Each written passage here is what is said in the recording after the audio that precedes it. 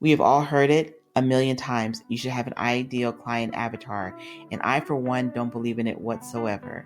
So grab a cup of coffee or tea and let's talk about how to really define your ideal client. Welcome to the Behind Her Brand podcast with your host, Kimberly Spencer. Every week, join Kimberly and her guest for inspiring interviews with passionate business builders, corporate leaders, and catalysts of change. Plus, we will be sharing business and career building strategies and tools that you can use to grow. So let's dive into today's episode. Hey everyone, and welcome back to another episode of our Behind Her Brand podcast. I am your host, Kimberly DeShields-Spencer, and today I wanted to talk to you about something that I know can be frustrating for some, whether you're very established in your business, maybe you are getting started, maybe you're at a point that you really want to make a change. This is a common question I get asked, probably more than any questions I get asked, is how do I find my ideal clients? And the other side of that coin is how do I define it? And so I'm going to share with you my perspective on it. And please note, and I'm going to make this as clear as possible, what I'm sharing with you is not what is standard marketing. It doesn't fit what is commonly put out there. And the reason why I kind of go against certain things when it comes to marketing is I find that there's some really, really great tools. There's some really great foundational stuff. There's some really great information out there. However, you have to make it your own, and not everything's going to fit you. Okay. So one of the things that's taught very often is that you need to have an avatar, an ideal client profile, which may work in certain sectors. But for the most part, I have found trying to create an avatar of my ideal client did not work for me. I remember that when I was first starting out in business and I was told that concept, and they told me to think about the age, think about their background, think about their occupation, and all these different kind of things. It ended up, I felt like I ended up creating a fictional character, if you will, a character that really did not exist, a character that did not fit who I was, and more importantly, it didn't really fit the audience I was going for. But I was told this so many times in my early years that I kept trying to make this character fit. And what I found was I was frustrated. I found that I was not attracting anybody close to who I really desired to work with. And I ended up realizing that this just does not fit for me. Okay. And here's where I made the pivot. I started to think about the most. What type of people do I enjoy working with? What type of problems do I solve the best? What type of unmet needs do my expertise fit the best with? And I started asking myself those type of questions and then outlining, okay, so since this is what I do best, these are the solutions that I offer, these are the needs that I know that I can address. I found my own framework of the type of people that I wanted to attract. Because here's the thing. And when I started building my business using this framework, which I'm going to break down in just a second, I found that my client base was all over the place in age, in race, culture, demographics, experience, income levels. None of them fit this avatar. None of them fit this profile that I was supposed to create. They just did not fit that. But what they did fit was they all had the same needs, that solutions that I was able to offer to them. And so when I started to create my marketing, I started to make sure that I addressed, okay, I knew that I really wanted to work with business owners. I really wanted to work with organizations that were having marketing struggles and branding struggles. And so those were my two areas. So I knew that I was going to specialize in marketing and branding. Okay. So I started looking at, okay, I attract up and coming entrepreneurs, but also very established entrepreneurs. And then I started to break apart what is it that they are struggling with? What are the needs that I can meet? And when I started to list those different things, those are the things that I put into my marketing. So when someone is new in business, someone or is established in business, and they're saying, you know what, I am struggling when it comes to scaling my marketing, redefining my brand, developing my brand, and all the different things that go into that mix. When they Google that information, they look up someone and they come onto my information, I speak what they're looking for. This is why I always suggest to people that when you're writing your content, write it for the solutions that you offer. And also write your content based off of the objections that people typically would say, you know what, I can't afford this, or maybe I can just do this, or maybe I can do that. Whatever it might be that you know that you typically hear in objections, put that into your marketing copy as well. That's a freebie advice right there. But going back to the other thing, when you write based off of that, people will find you. They're going to find, okay, this person can help me with my marketing. This person can help me with my branding. This person can help me with and this is not my area, but I'm just throwing out some extra ones. My health challenges, my financial hiccups. They can help me with dating advice. Whatever your area is, when they find your information, they're going to self-identify that you are their person. Okay. Now, am I saying that you can't have, what's the word I want to use best with this? Parameters. Maybe you don't want to work with someone between the ages of 18 and 25. Maybe you don't want to work with someone between the age bracket of X, Y, and Z. That is totally fine. There's no rule around that whatsoever. What I want to try to help you look at differently is that having an avatar, having these very specific things can actually eliminate the people that really need what you have to offer. So when I'm creating my solutions, when I'm creating my content, when I'm creating what I'm going to put out there in terms of marketing, I always think about what is the people that I'm trying to serve thinking? What are they feeling? What is it that they're seeing? What is it that they're experiencing? They fall in those 4 categories. In terms of thinking, typically, different times of year, different type of challenges hit business owners as well as organizations. For example, in January through February, for most groups, whether you're a business owner or whether your organization, business is a little bit slower coming off the holidays. So one of the biggest marketing challenges is, how do we not make it slower? How do we still have engaging marketing? How do we still create a very strong start to our year?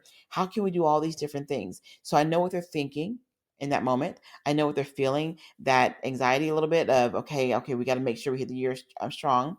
And so when I'm creating my marketing around those thought processes, I think about that and I answer those questions. I put the information out there for the solution, and that way they can contact me and say, you know what, we want to work with you because you can help us fill in a gap for this. Do the same thing for your audience. Okay. Think about what they're thinking about at different times of the year. Think about what they're seeing, the kind of information that is out there. There's so much information out there that, yes, may be good, but some of it may be outdated. Some of it may be too much of a, spray hose, if you will, like it covers everybody and it doesn't work that way. Look at what they're seeing. Look at what they're absorbing. Look at what it is that's being sent to them. What is it that's being on social media? Because oftentimes people, when they see things repetitively, they say, you know what, I'm going to try it. I'm going to implement it. I'm going to do this. I'm going to do that. And sometimes it doesn't work. Sometimes it does. But you got to have a good pulse on what information is being put out there. Okay. Next, what are they experiencing? Are they experiencing growth? Are they experiencing some stagnation? Are they experiencing some pushback? Are they experiencing a drop in their numbers? Whatever it is that they may be experiencing, ask yourself again, how can you be a solution in that same space? Okay. So I'm hoping you're seeing the framework here is that it's really important when you're trying to create your profile, you think of your solutions, what you answer to people. Also, think about the characteristics of the kind of clients you want to work with. This is another big thing because here's the thing.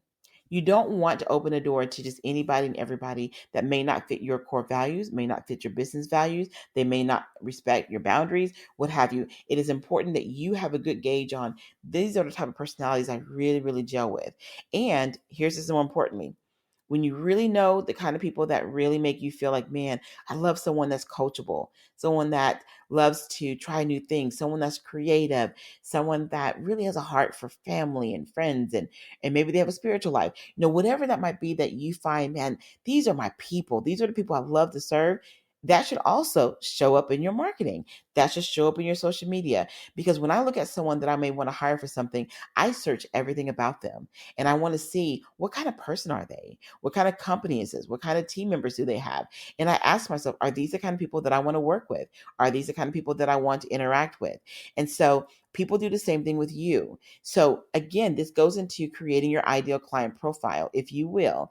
Not an avatar, but really and truly making sure that people know that you're the kind of person that, one, these are the answers that you can, solutions that you can answer for them. Two, here's the kind of personality you have, because you're going to draw people that typically are going to like who you are. Okay. Here's an example of something else. And I learned this a lot when I first started.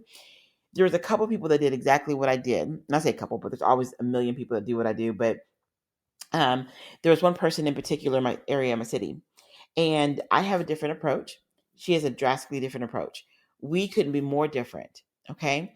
So there was a couple of times where people that came to me, I knew were not a good fit because they were looking for something a little bit more hardcore, a little bit more direct, a little bit more edgier. And that just wasn't my personality in that way. And so she was a great fit for people that wanted that type of approach.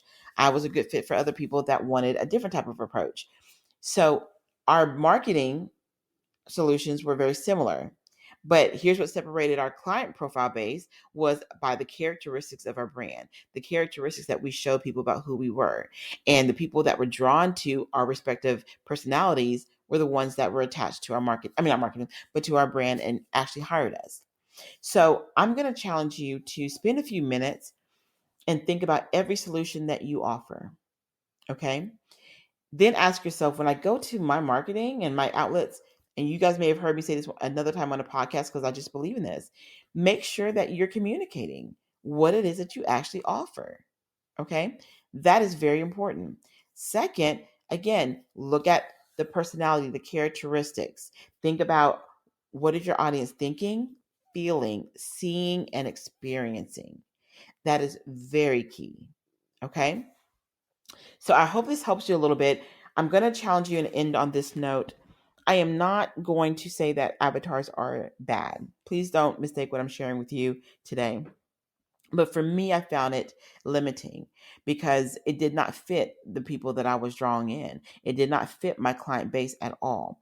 But when I really started to break down that it's okay for me to show my personality throughout my branding, it's okay for me to really be very clear on letting people know, here's what I do. Here's the solutions that I offer. Like, for example, if someone calls me and says, hey, I need your help with all things social media. I may not be your person because I don't specialize in that. Am I good at it? I think I have a great grasp on it. But is my specialty? No. So I make sure that I'm very clear in everything that I put out there, what my specialty is. Look at your marketing, look at your branding, and ask yourself, are you being very clear? Because what happens oftentimes is when you are in a place of saying, I don't really know who it is I'm attracting, I don't really know if I'm putting out the right information, that tells me that you're not clear. That tells me that you're not firmly focused on the solutions that you offer. And more importantly, that you're still trying to define who you are in your marketplace. So if you're trying to do that while you're also trying to market what you do, it will be confusing to those people that you're wanting to reach out to. Okay? A confused buyer just does not make that step and contact you. They don't. If they're not fully clear, if they see it, you're doing multiple different things and they can't pinpoint one core thing that you do, they're not going to probably reach out. Okay?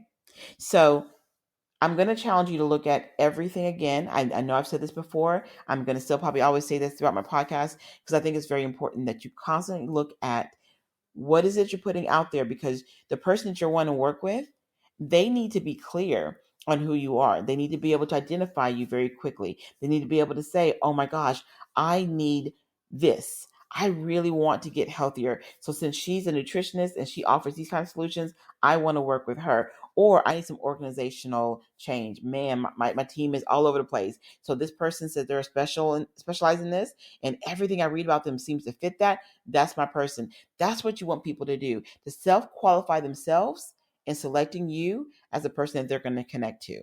Okay? So I hope this was helpful. This is, as I shared earlier, our Behind Her Brand podcast.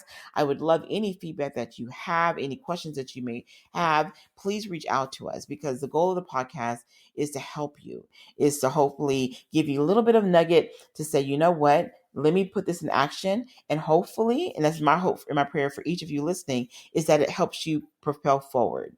Okay? Because I want each of you to succeed. Every person listening to this, I want you to succeed. I want you to grow, and I want you to have the kind of businesses that you desire. What I don't want you to do is get caught up in things that won't allow you to grow. I don't want you to build within a structure that won't be, the best word I can use for that won't be helpful in developing a very limitless brand. Okay? All right. Thank you guys. Please visit our website at www.BHB behindherbrand.net. Again, I'm your host, Kimberly DeShields-Spencer.